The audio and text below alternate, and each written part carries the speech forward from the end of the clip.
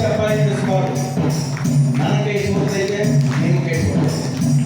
ಅದಪದ ಬಣ್ಣನ ಮೈಯ ಗೋಲಿ ಶಬ್ದವ ಕೇಳಿ ಮೈವನ ಮಾತೆಯನ ಮೈಯ ಮೈಯ ಸುಗಂಧ ಕಂಡು ವಣ್ಣಯ್ಯನ ಮೈಯ ಒಳಗೆ ವಾಗ್ದಾನದವ ಕಂಡು ಹರನು ಕೈಲಾಸದೈ ಶಿವನು ಕೈಲಾಸದೈ ದೈತೋಂ ದೈತೋಂ ದೈತೋಂ ದೈತೋಂ ದೈತೋಂ ದೈತೋಂ ದೈತೋಂ ದೈತೋಂ ಎಂದು ಗುರುವೇ ನಿನ್ನಾಟವಲ್ಲ ಅರಣಿ ನಿನ್ನಾಟವಲ್ಲ ಗುರುವೇ ನಿನ್ನಾಟವಲ್ಲ ಅರಣಿ ನಿನ್ನಾಟವಲ್ಲ ಗುರುವೇ ನಿನ್ನಾಟವಲ್ಲ ಅರಣಿ ನಿನ್ನಾಟವಲ್ಲ ಗುರುವೇ ನಿನ್ನಾಟವಲ್ಲ ಅರಣಿ ನಿನ್ನಾಟವಲ್ಲ.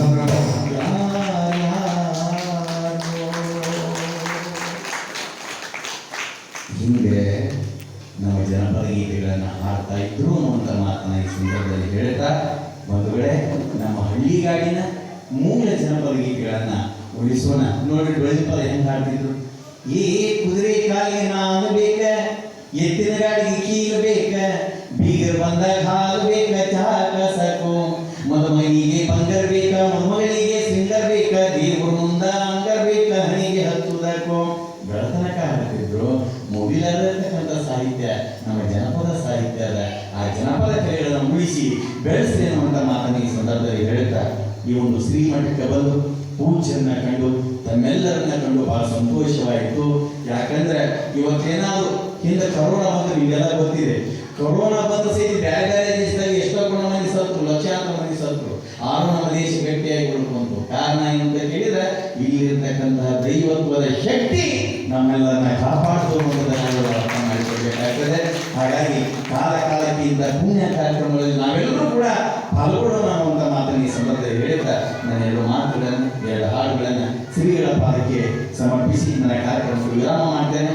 ಎಲ್ಲರೂ ಶರಣು ಶರಣಾರ್ಥಿ. ಅದ್ಭುತವಾಗಿರುವಂತಹ ಜನಪದ ಕಾರ್ಯಕ್ರಮವನ್ನು ನಾಡಿನ ತುಂಬೆಲ್ಲ ತಮ್ಮ ಸೇವೆ ಸಲ್ಲಿಸಿರುವಂತಹ ಶ್ರೀಯುತರಾಗಿರುವಂತಹ ಪುಟ್ಟರಾಜ ಗುರುಗಳ ಶಿಷ್ಯರಾದ ಗವಿಸಿದ್ದಯ್ಯ ಜಾನಪದ ಸಾಹಿತಿಗಳು ಈ ಒಂದು ಕಾರ್ಯಕ್ರಮಕ್ಕೆ ಆಗಮಿಸಿ ತಮ್ಮ ಸೇವೆ ಸಲ್ಲಿಸಿದ್ದಾರೆ. ಅವರಿಗೆ ಮತ್ತೊಮ್ಮೆ ಜೋರಾದ ಚಪ್ಪಾಳೆ ಮುಖಾಂತರ ತುಂಬ ಹೃದಯದ ಧನ್ಯವಾದಗಳನ್ನು ಸಲ್ಲಿಸ್ತಾ, ಯಾಕಂತಂದ್ರೆ ಕಲೆ ಎಲ್ಲರಲ್ಲೂ ಇರ್ತದೆ. ಅದನ್ನು ಉಳಿಸಿಕೊಂಡು ಬೆಳೆಸಿಕೊಂಡು ಹೋಗ್ತಕ್ಕಂಥ ಶಕ್ತಿ ಎಲ್ಲರಲ್ಲೂ ಇರೋದಿಲ್ಲ. ಅಂತಹ ಒಂದು ಸಾಹಿತ್ಯವನ್ನು ತಮ್ಮದೇ ಆಗಿರ್ತಕ್ಕಂತಹ ಅಗಾಧವಾದ ಚಾಕುಚಕ್ಯತೆಯಿಂದ ಮೊದಲ ಕಂಠದೊಂದಿಗೆ ಆಯಾವ ಸೇವೆಯನ್ನು ಸಲ್ಲಿಸಿರ್ತಕ್ಕಂತಹ ಗವಿಸಿದ್ದಯ್ಯ ಅವರಿಗೂ ಕೂಡ ಆ ಪುಟ್ಟರಾಜ ಗವಾಯಿಗಳವರ ಶ್ರೀರಕ್ಷೆ, ಬಸವಲಿಂಗ ಶಿವಾಚಾರ್ಯ ಮಹಾಸ್ವಾಮಿಗಳವರ ಸಂಪೂರ್ಣ ಆಶೀರ್ವಾದ ಆ ಎರಡರ ತದುಪರಿಯಾಗಿ ಶ್ರೀಮಠದ ವತಿಯಿಂದ ಅವರಿಗೆ ಪೂಜ್ಯರು ಗೌರವಿಸ್ತಾರೆ. ಮತ್ತೊಮ್ಮೆ ಮೊದಲೊಮ್ಮೆ ಜೋರಾದ ಚಪ್ಪಾಳೆ ಮುಖಾಂತರ ಅವರು ತಮ್ಮ ರಾಜ್ಯದಲ್ಲೇ ಸೇವೆ ಸಲ್ಲಿಸತಕ್ಕಂತಹ ಭಕ್ತಿಯ ಆಶೀರ್ವಾದವನ್ನು ಪರಮ ಪೂಜ್ಯರು ನೆರವೇರಿಸತಕ್ಕಂಥವರಾಗಿದ್ದಾರೆ. ಅದೇ ರೀತಿಯಾಗಿ ನೋಡಿರ್ತಾರೆ, ಶರಣಪ್ಪ ಲಗ್ನ ಅಂತಂದ್ರೆ ನಾವು ನೀವು ಕುರ್ಬಾನ್ ಮಾಡಕತ್ತೀವಿ ಅಂತ ತಿಳ್ಕೊಂಡಿವಿ. ಆದ್ರೆ ಸಾಕ್ಷಾತ್ ಮೇಘರಾಜನೇ ಧರೆಗೆ ಅವತಾರವನ್ನು ಹೊತ್ತು ಈ ನಾಡನ ಸುಕ್ಷೇತ್ರವನ್ನ ಪುನೀತಗೊಳಿಸ. ಯಾಕಂತಂದ್ರೆ ನಾವು ಮನೆ ತೊಳೆದಿವೋ ಇಲ್ಲೋ ಗೊತ್ತಿಲ್ಲ, ಮಠ ಬರೀ ಕಸ ಹೊಡೆದಿವಿ ಅಷ್ಟೇ.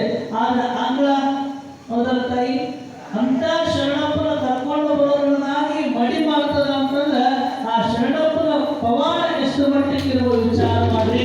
ಅದು ಶರಣರ ಬರುವವರಿಗೆ ಪ್ರಾಣ ಜೀವಾನ ಅಂತ ಕರಿತೀವಿ. ಅಂತಹ ಶರಣಪ್ಪನವರು ಈ ಒಂದು ವೇದಿಕೆಗೆ ಆಗಮಿಸ್ತಕ್ಕಂಥವರಾಗ್ತಾರೆ. ಅಷ್ಟು ಸುವಾಸನೆ ಮಣ್ಣಿನೊಳಗೆ ಆ ಸುಗಂಧ ಇರ್ತದೆ.